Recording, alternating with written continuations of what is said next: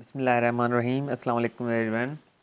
अॼु जे लेक्चर में असां कुझु ॿिया साइंस जा MCQs आहिनि उन्हनि खे सॉल्व कंदासीं ऐं उन्हनि में कुझु मेन पॉइंट्स आहिनि जेके इम्पॉर्टेंट आहिनि टेस्टिस जे लाइ, जॉब टेस्टिस जे लाइ, एंट्री टेस्टिस जे लाइ, उन्हनि खे बि सम्झण जी कोशिशि कंदासीं। So let's start our lecture.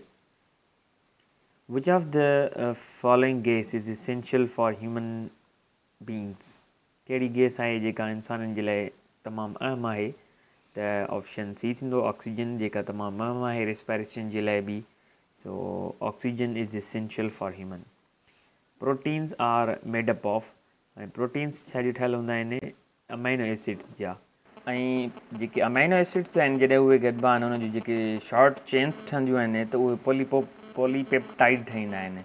सो ईअं चई सघिजे थो त प्रोटीन्स पॉलीपेप्टाइड जा ठहियल हूंदा आहिनि ऐं पॉलीपेप्टाइड वरी अमाइनो एसिड जा ठहियल हूंदा आहिनि। पर बेसिक यूनिट ऑफ प्रोटीन कहिड़ो आहे या बिल्डिंग ब्लॉक ऑफ प्रोटीन आहे अमाइनो एसिड।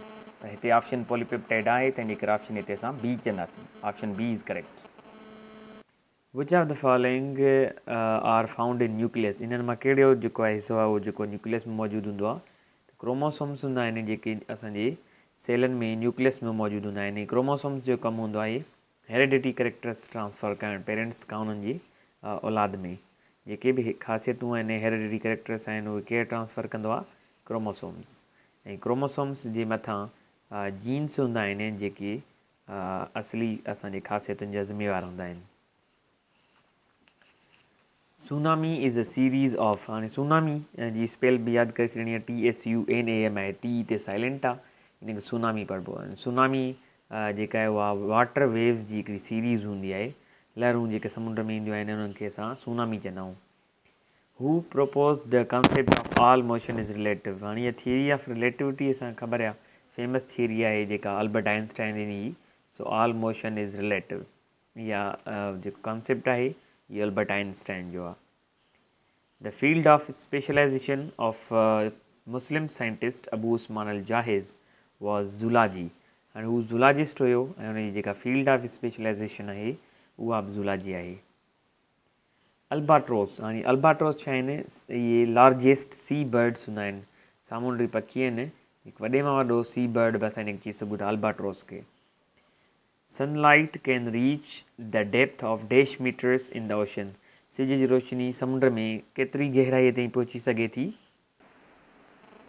त उहा 100 मीटर्स ताईं उहा डेप्थ में पहुची सघे थी। त सिज जी रोशनी 100 मीटरनि ताईं अंदरि गहराईअ में पहुची सघे थी। त ऑप्शन जेको आहे ए सही थींदो, 100 metres, 100 metre. The biggest planet in our solar system? वॾे में वॾो प्लैनेट सोलर सिस्टम जो आहे जुपिटर। सो ऑप्शन ए सही आहे, सी बि साॻियो ई आहे, जुपिटर थींदो वॾे में वॾो planet. The biggest species of cat family is? त केट फैमिली जो जेको वॾे में वॾो मेंबर आहे या वॾे में वॾी स्पीशी आहे उहा आहे टाइगर। सो ऑप्शन ए सही थींदो, टाइगर केट फैमिली जी वॾे में वॾी जेका स्पीशीज़ आहे।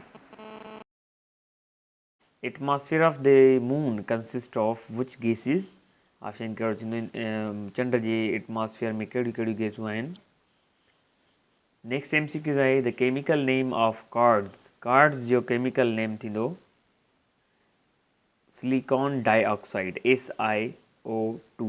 सो सिलिकॉन डाइऑक्साइड जेको आहे उहो कार्ड्स हूंदो आहे जेको लेंसिस वग़ैरह में बि इस्तेमालु थींदो आहे। सिलिकॉन जो शीशे वांगुरु हूंदो आहे, लेंस या जेकी घड़ियाल जो जेको शीशो आहे उहो बि कार्ड्स जो ठहियलु हूंदो आहे। सो हुनजो केमिकल नेम SiO2 थींदो, silicon dioxide. Which month of calendar year lacks a new moon? कहिड़ो जेको आहे महीनो आहे जंहिंमें न्यू मून उन में न हूंदो आहे? सो उहो आहे February. Deuterium differs from hydrogen in having? Deuterium hydrogen खां डिफरेंट कीअं हूंदो आहे? हुन में एटॉमिक नंबर त हुन जो सेम हूंदो आहे पर वेट जेको आहे हुनजो हुन खां मुख़्तलिफ़ हूंदो आहे। So same atomic number but different atomic weight, because deuterium is a isotope of hydrogen.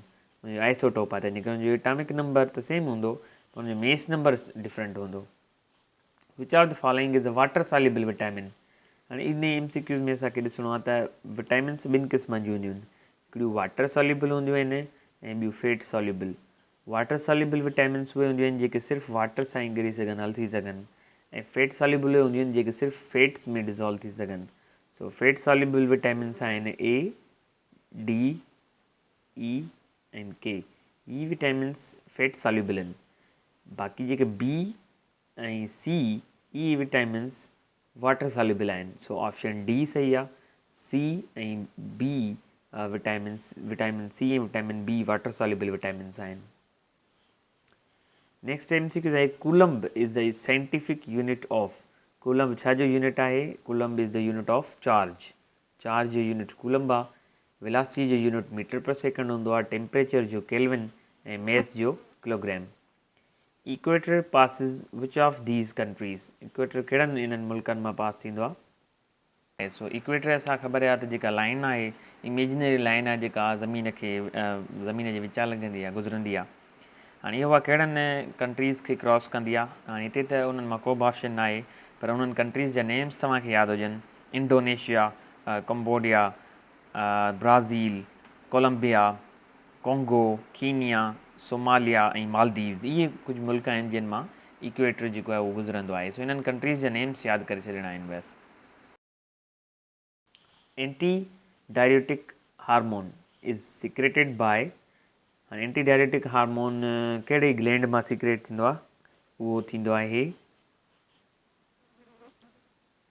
Pituitary gland. Option B सही आहे। इहो एंटी डायरेटिक हार्मोन हिन मां सिक्रेट थींदो आहे। Ultraviolet light falls in the category of. Ultraviolet light जेका हूंदी आहे, यूवी लाइट, उहा कहिड़ी क़िस्म जी रेडिएशन आहे या कहिड़ी क़िस्म जी लाइट आहे? त उहा थींदी आयोनाइज़िंग रेडिएशन। सो ऑप्शन ए सही थींदो। आयोनाइज़िंग रेडिएशन जेका आहे, हिकिड़ी रेडिएशन्स आयोनाइज़िंग हूंदियूं आहिनि, ॿियूं नॉन आयोनाइज़िंग हूंदियूं आहिनि। अल्ट्रावायलेट लाइट जेका आहे उहा आयोनाइज़िंग रेडिएशन आहे। जेके 15 मेजर प्लेट्स हूंदियूं आहिनि उहे लिथोस्फेयर में हूंदियूं आहिनि। जेके अर्थ जो लिथोस्फेयर आहे उन में हूंदियूं आहिनि। सो इन जो ऑप्शन थींदो सी।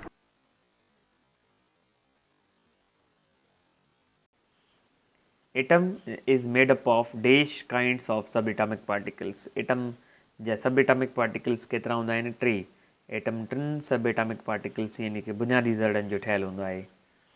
नेक्स्ट MCQ आहे uranium is best used as the nuclear fuels in the form of.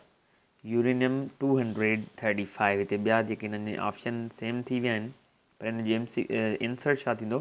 त न्यूक्लियर फ्यूल तौरु यूरेनियम जो कहिड़ो आइसोटोप यूज़ थींदो आहे? त उहो थींदो आहे यूरेनियम 235।